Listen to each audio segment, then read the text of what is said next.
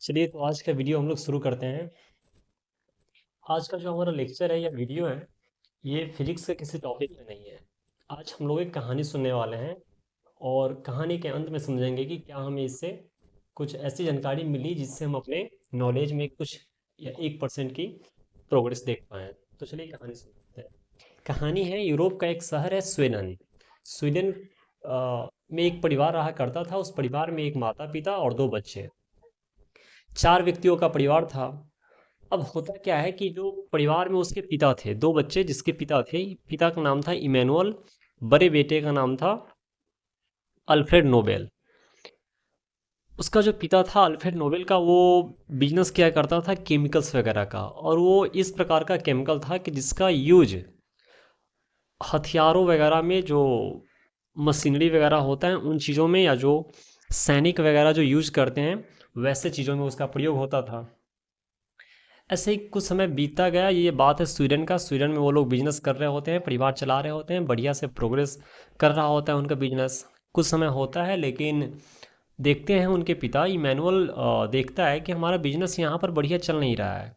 तो अपने परिवार को बोलता है कि हम एक काम करते हैं, कुछ समय के लिए चले जाते हैं दूसरे देश। अब दूसरे देश कहाँ गए? दूसरे देश वो चले गए अकेले। सेंट पीटर्सबर्ग, रूस का एक शहर है सेंट पीटर्सबर्ग, वहाँ पर वो चले जाते हैं। कुछ समय वहाँ बिजनेस करते हैं। बिजनेस उनका इतना बढ़िया चल जाता है कि वो सोचने लग जाते हैं कि क्या हम अपने परिवार को यहाँ बुला सकते हैं। तो ऐसा वो डिसीजन लेते हैं, और फिर कुछ समय बाद अपने परिवार में वो चल ही आया रहता है। तो बच गए वो ना, दो बच्चे उनके और एक उनकी वाइफ, तीनों लोग को बुला लेते हैं वो। तो ऐसे चारों लोग वहाँ पर रहने लग जाते हैं और बिजनेस और बाकी सारा चीज़ चलने लग जाता है।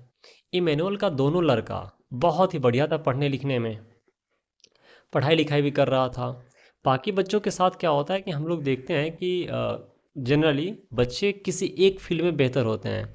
यहाँ तक कि जो पढ़ाई भी कर रहे होते हैं, पढ़ाई में जो 4-5 सब्जेक्ट होते हैं उसमें से किसी एक में बेहतर होते हैं।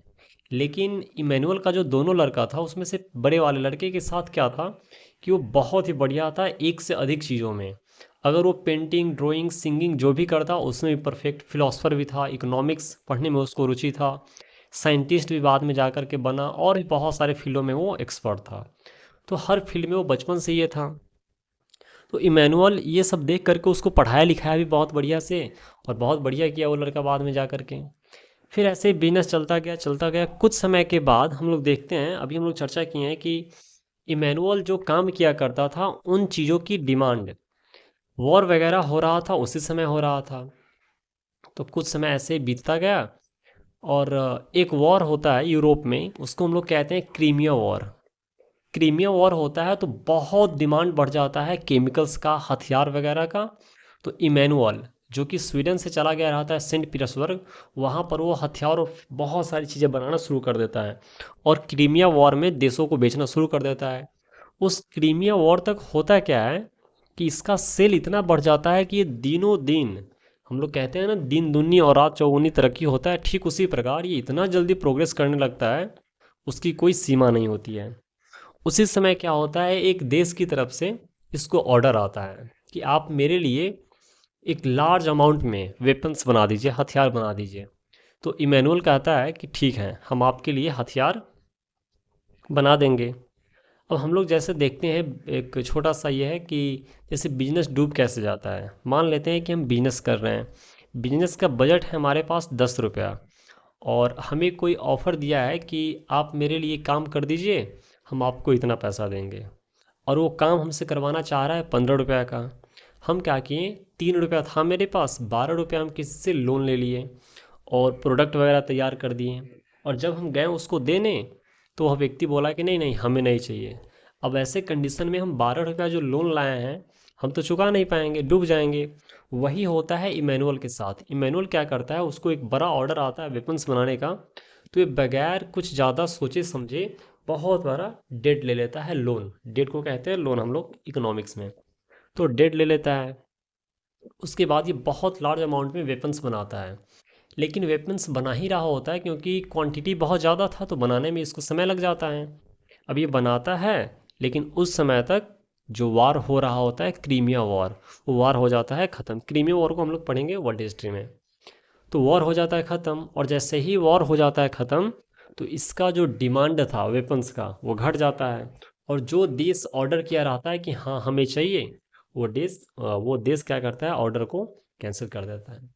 ऐसी स्थिति में इमैनुअल जिन जिन लोगों से पैसा लिया था वेपन्स बनाने के लिए, वो सभी लोग इनसे अपना पैसा मांगना शुरू कर देते हैं। कुछ समय ऐसे होता है इसको समझ में नहीं आता है तो ये अपना फैक्ट्री वगैरह बेच करके और जो पैसा रहता है वो देने के लिए चला जाता है, और सभी लोगों को देता भी है। देते देते एक समय ऐसा आ जाता है कि सारा चीज़ का बिक जाता है और ये रास्ते पे चला आता है। कंपनी दिवालिया हो जाता है, घर वगैरह प्रॉपर्टी जो भी रहता है इसके पास वो सारा चीज़ बेच देता है, और इसका कहानी हो जाता है ख़त्म। इसको इस बात का इतना बड़ा सदमा लग जाता है कि इसको आ जाता है हार्ट अटैक और ये मर जाता है। तो इमैनुअल की कहानी तो यहीं पर ख़त्म हो जाती है, लेकिन अब आता है इसके दो बेटे। एक बड़े बेटा जिसका नाम था अल्फ्रेड नोबेल। अल्फ्रेड नोबेल सोचता है कि अब हम क्या करें। तो एक छोटा सा काम करता है, वो एक फैक्ट्री शुरू करता है। फैक्ट्री लीज मतलब भाड़ा पे ले लिया ज़मीन, कहीं और से ऋण वगैरह लेकर के ऐसे कुछ कुछ रुपया पैसा जमा करके छोटा सा फैक्ट्री शुरू किया। छोटा सा फैक्ट्री जो शुरू किया ठीक अपने पिता की तरह, केमिकल वगैरह और वो चीज़ बनाने का काम ये शुरू किया जिन चीज़ों का यूज ज़्यादा वॉर वगैरह में होता है, युद्ध वगैरह में होता है। तो ये एक केमिकल बनाया करता था जिसका नाम था नाइट्रोग्लिसरीन। नाइट्रोग्लिसरीन क्या होता है, ये एक ऐसा केमिकल है जिसका वेपन्स में बहुत ज़्यादा यूज होता है। ये बनाना शुरू करता है, लेकिन इसके साथ एक समस्या क्या है कि नाइट्रोग्लिसरीन फट भी जाता है अचानक से। जैसे क्रैकर्स वगैरह हम लोग देखते हैं, थोड़ा भी हीट पाता है और फट जाता है, ठीक उसी प्रकार। तो ये नाइट्रोग्लिसरीन का बिजनेस करता है। 1862 की बात है ये सब। चलता है, 1-2 साल बढ़िया चलता है। अब ये दोनों भाई मिलकर के बिजनेस बढ़ाने लगता है, बिजनेस बढ़िया चलता है। कुछ समय के बाद क्या होता है, अचानक से इसके फैक्ट्री में विस्फोट होता है। और विस्फोट किसकी वजह से होता है, नाइट्रोग्लिसरीन की वजह से। जैसे ही विस्फोट होता है तो बहुत सारे वर्कर्स और उसके भाई उसमें डेथ कर जाते हैं। और इस बात का इसको और बहुत बड़ा सदमा लग जाता है। कुछ समय पहले इसके पिता, फैक्ट्री दिवालिया हो चुके हैं, पिता उसके मर चुके हैं, प्रॉपर्टी वगैरह सारा ख़त्म हो चुका है। अभी लड़का बहुत सारा कर्ज वगैरह लेकर के फैक्ट्री शुरू किया था। फैक्ट्री 1-2 साल ही चला था, उसके बाद ख़त्म हो गया। उसका भाई भी चला गया, बहुत सारे वर्कर्स ख़त्म हो गए। लेकिन फिर भी इस आदमी का हौसला टूटा नहीं, और ये सोचा कि नहीं, इसके अलावा हम और क्या कर सकते हैं। तो चूंकि ये पढ़ा लिखा था, पढ़े लिखे होने की एक अच्छी बात और ख़ास बात ये भी है कि पढ़े लिखे लोगों के पास संभावना हमेशा रहती है। तो ये क्या करता है कि और ये बहुत सारा सर्च रिसर्च अपना शुरू कर देता है। तो ये फिर बाद में जा कर के, केमिकल का जानकारी तो इसको था ही बढ़िया से, तो केमिकल से एक बनाता है डायनामाइट। डायनामाइट आप लोग मूवी वगैरह में देखे होइएगा, डायनामाइट कैसा होता है। तो हम लोग देखते हैं कि अगर आप बॉर्डर मूवी देखे होंगे तो उसमें विलेन वगैरह या हीरो वगैरह जो पैर रख देता है उस पे, और जैसे ही हटता है वो तो ब्लास्ट हो जाता है। इसको हम ऐसे समझ सकते हैं, एक ऐसा डब्बा या एक ऐसा बॉक्स जिस पे पैर रखने से प्रेशर जनरेट होता है, और प्रेशर जनरेट होने से वो ब्लास्ट हो जाता है। तो डायनामाइट वो बनाता है। लेकिन अल्फ्रेड नोबेल जो डायनामाइट बनाता है तो वो युद्ध वगैरह के लिए नहीं बनाता है। वो यह सोच करके बनाता है कि जो बहुत सारे मजदूर कोयला के खदान में और बाकी सारा जो माउंटेन्स वगैरह है या रॉक वगैरह को ब्रेक करने में यूज़ किया जाए, चट्टान को तोड़ने में, फोड़ने में यूज़ किया जाए, पहाड़ों को काटने में, इन सभी चीज़ों में ब्रेक डाउन करने में यूज़ किया जाए। वो बनाता है बहुत ही लार्ज अमाउंट में, डायनामाइट बनाता है और बेचता है। लेकिन होता क्या है, इसका होने लगता है दुरुपयोग। इसको बनाया गया था डायनामाइट को पहाड़ को उड़ाने के लिए, पर्वत को, पहाड़ पर्वत इन सभी चीज़ों को उड़ाने के लिए बनाया गया था। लेकिन इसका मिसयूज इतना हुआ कि लोग इसका यूज अपनी दुश्मनी निकालने में करने लगे, युद्ध में करने लगे। इसकी वजह से बहुत पहले लोग कम मरते थे युद्ध में, लेकिन डायनामाइट बन जाने की वजह से लोग रास्ते में बिछा दे रहे हैं, अब जाने वाले को पता ही नहीं है, उससे पैर रखा और वो ख़त्म हो गया। तो बहुत सारे लोग मरने लगे, और लोग जो भी मर रहे थे और जिनके परिवार वाले मर रहे थे, सभी लोग एक ही व्यक्ति को जिम्मेदार ठहरा रहे थे कि ये सभी अल्फ्रेड नोबेल का किया कराया है। अगर वो डायनामाइट नहीं बनाया रहता तो ये सारी चीज़ें नहीं होता। एक दिन ऐसे ही वो न्यूज़ पढ़ रहा होता है, सुबह सुबह की बात है, 1888 की। न्यूज़ वो पढ़ रहा होता है तो क्या देखता है, उसके न्यूज़पेपर में हेडलाइन लिखा हुआ है, the merchant of death is dead. मतलब मौत के व्यापारी का मौत हो गया, या मौत के सौदागर का मौत हो गया, ऐसा कुछ वो पढ़ लेता है। जैसे ही वो पढ़ता है तो उसको शौक लग जाता है कि इस देश को चलाने के लिए और अलग अलग शहर को चलाने के लिए हमारे पिता अपने जान गंवा दिए हैं। बहुत प्रोग्रेस जो किए थे, सारा रिसोर्स इस देश में ख़त्म कर दिए हैं। हमारा भाई मरा गया, वर्कर्स मारा गया, हमारी पूरी प्रॉपर्टी ख़त्म हो गई, और हम इतना जो प्रोग्रेस किए थे वो सारा चीज़ लगा दिए, लेकिन फिर भी लोग हमें ऐसे जानेंगे और ऐसे याद रखेंगे, ये हमारे लिए बहुत ही शर्म की बात है।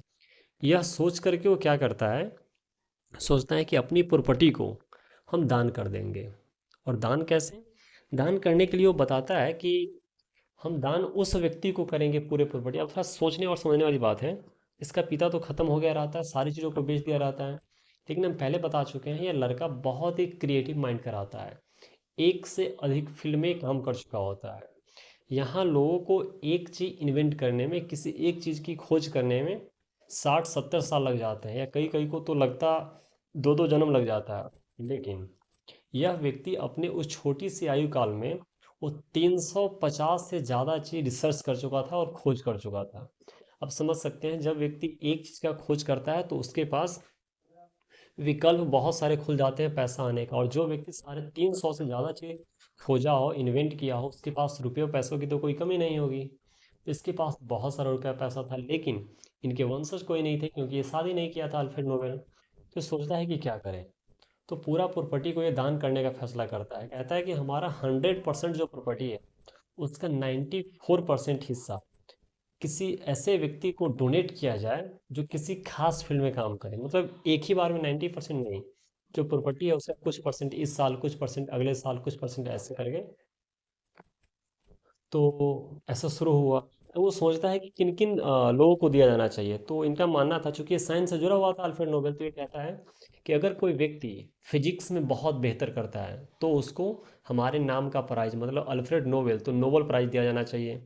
फिर कोई व्यक्ति मेडिसिन में काम करता है बढ़िया, एकदम बढ़िया, तो उसको दिया जाना चाहिए पुरस्कार। अगर कोई व्यक्ति केमिस्ट्री में बढ़िया काम करता है तो उसको दिया जाना चाहिए। और कोई व्यक्ति लिटरेचर में, पीस में काम करता है बेहतर, तो उसको दिया जाना चाहिए। लास्ट में ऐड हो जाता है इकोनॉमी। स्टार्टिंग में नोबेल प्राइज़ दिया जाता था सिर्फ 5 क्षेत्रों में, 5 फील्ड में। फिजिक्स, केमिस्ट्री, बायोलॉजी नहीं है, याद रखना है, फिजिक्स, केमिस्ट्री, मेडिसिन, लिटरेचर और पीस। और लास्ट में ऐड होता है इकोनॉमी। 1968 से शुरू हो जाता है इकोनॉमी में ये नोबेल प्राइज़ देना। लेकिन सबसे उत्कृष्ट जो माना गया है वो माना गया है किसको? पीस प्राइज को। अब हम लोग देख लेते हैं, जो अभी हम लोग कहानी चर्चा की हैं उसको इस बोर्ड पे। कल रात का लेक्चर है, हम लोग अटेंड किए थे ऑफलाइन। यहाँ पर क्या लिखा हुआ है? स्वीडन की एक कहानी है। स्वीडन की कैपिटल क्या है? स्वीडन की कैपिटल है स्कॉटहोम। वहाँ पर एक परिवार रहता है, इमैनुअल। इमैनुअल का एक लड़का, बड़ा बेटा, जिसका नाम रहता है अल्फ्रेड नोवेल। उसका जन्म होता है 1833 में। फिर उसका पिता कुछ समय के लिए चला जाता है कहाँ? सेंट पीटर्सबर्ग में। और सेंट पीटर्सबर्ग ये कब जाता है वो? 1837 में चला जाता है। हम लोग चर्चा कर चुके हैं कि 37 में जाता है, जैसे उसकी स्थिति सही होती है तो वो फिर 1842 में अपने पूरे परिवार को बुला लेता है। उस समय इसकी एज कितना रहता है अल्फ्रेड नोबेल का? 16 साल का। 16 साल में ही वो अपने पिता का कंपनी ज्वाइन कर लेता है और काम करना शुरू कर देता है। काम बढ़िया चल रहा होता है, क्योंकि उस समय एक वॉर चल रहा होता है, क्रीमिया वॉर। इस वॉर को हम लोग पढ़ेंगे वर्ल्ड हिस्ट्री में। फिर जैसे ही वॉर ख़त्म होता है तो कंपनी डूब जाता है, कंपनी हो जाता है दिवालिया। दिवालिया कब होता है? 1859 में।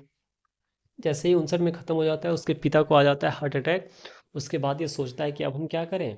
ऐसी स्थिति में वो कंपनी फिर से शुरू करता है, 1862 में स्टार्ट करता है। और उसमें वो क्या बनाना शुरू करता है? नाइट्रोग्लिसरीन बनाना शुरू करता है वो। और इस नाइट्रोग्लिसरीन में हम लोग बताएं कि ये ज्वलनशील होता है, बहुत ही जल्दी विस्फोट कर जाता है। तो 1864 में इस फैक्ट्री में होता है विस्फोट, और इसका भाई, अब पता नहीं नीचे दिख रहा है आपको कि नहीं, उसका भाई और बहुत सारे वर्कर्स डेथ कर जाते हैं। फिर भी यह व्यक्ति हार नहीं मानता है और ये बनाता है क्या? डायनामाइट। डायनामाइट जिससे पैर रखते ही विस्फोट हो जाता है। और 350 से ज़्यादा चीज़ों का इन्वेंट करते हैं। आपको कमेंट में बताना है कि पेटेंट क्या होता है। फिर वो क्या करता है, उस सुबह सुबह बैठ करके अखबार पढ़ रहा होता है, घटना 1888 की। तो उसमें क्या देखता है, वो लिखा हुआ है the merchant of death is dead. मतलब मौत के सौदागर का मौत हो गया। यह सुन करके उसको सदमा लग जाता है। अब उसके बाद वो क्या करता है, एक कंपनी वो फिर से खरीदता है। कंपनी खरीदता है क्या, 1893 में कंपनी खरीदा, बोफोर्स कंपनी। ये एक ऐसी कंपनी थी, यह एक ऐसी कंपनी थी जो वायुसेना जो होता है, जो जेट वगैरह चलाती है, वायुयान चलाती है, उसको बनाने का ये काम क्या करता था, उसी कंपनी को खरीदा था। आप लोगों को थोड़ा बहुत भी जियो पॉलिटिक्स पता हो तो उसमें हमारे देश में एक प्रधानमंत्री हुए हैं राजीव गांधी। उनके समय में हमारे यहाँ से बोफोर्स प्लेन खरीदा गया था और उसी में बताया गया था कि राजीव गांधी बहुत बड़े घोटाले किए हैं।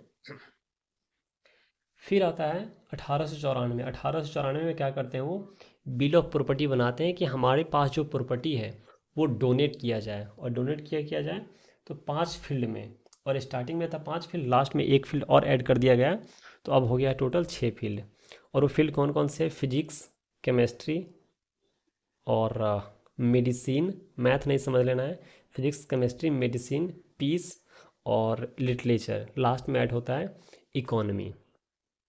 इसमें पैसा जो दिया जाता है 9 लाख क्रोन। वहाँ स्वीडन का जो करेंसी होता है उसको हम लोग कहते हैं क्रोन या क्रेन, ऐसे कुछ बोल देते हैं। ये तो हो गया कुछ खास बातें। अब हम लोग एग्जाम्पल के तौर पे समझ लेते हैं। एक साइंटिस्ट रही हैं मैडम क्यूरी। मैडम क्यूरी के बारे में कहा जाता है, आप लोग सर्च करके पढ़ सकते हैं इनके बारे में डीपली। मैडम क्यूरी एक ऐसी महिला थी कि इनके इनके परिवार में इनकी बेटी, इनके दामाद और इनके पति, ये सभी साइंटिस्ट रह चुके हैं और सभी को नोबेल प्राइज मिल चुका है।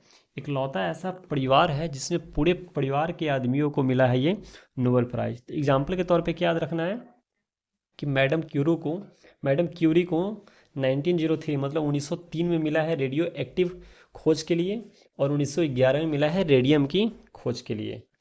तो दो हमको याद कर लेना है।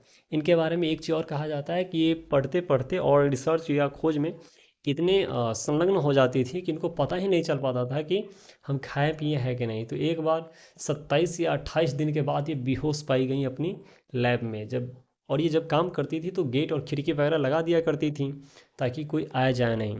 तो 27-28 दिन के बाद ये बेहोश अवस्था में पाई गई, बहुत ही दुबली और कमज़ोर शरीर से, क्योंकि रिसर्च करने में भूल ही जाते थे कि कुछ खाए पिए हैं कि नहीं। फिर दूसरा एक व्यक्ति है जॉन वार्डन। ये ट्रांजिस्टर का खोज करता है। ट्रांजिस्टर का यूज किस चीज़ में होता है वो हम लोग को फिजिक्स में पढ़ना है। एक है सुपर कंडक्टर, जिसका खोज होता है 1972 में।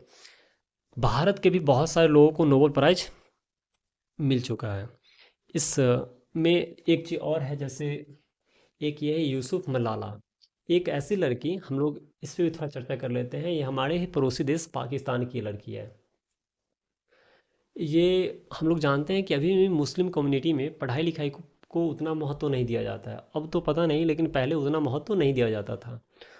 तो मुस्लिम समाज की एक लड़की थी यूसुफ मलाला, वो पढ़ने के लिए जा रही थी और अपने आसपास जो लोग जिस समाज में रहती थी वहाँ पर भी लोगों को ये मोटिवेट करती थी कि आप लोग भी पढ़ने लिखने जाओ, लड़कियों को बोलती थी। यह बात कुछ मुस्लिम आदमियों को या आतंकवादियों को अच्छा नहीं लगा कि लड़की सब पढ़ लिख जाएगी और ये हमारे ऊपर शासन करने लगेगी।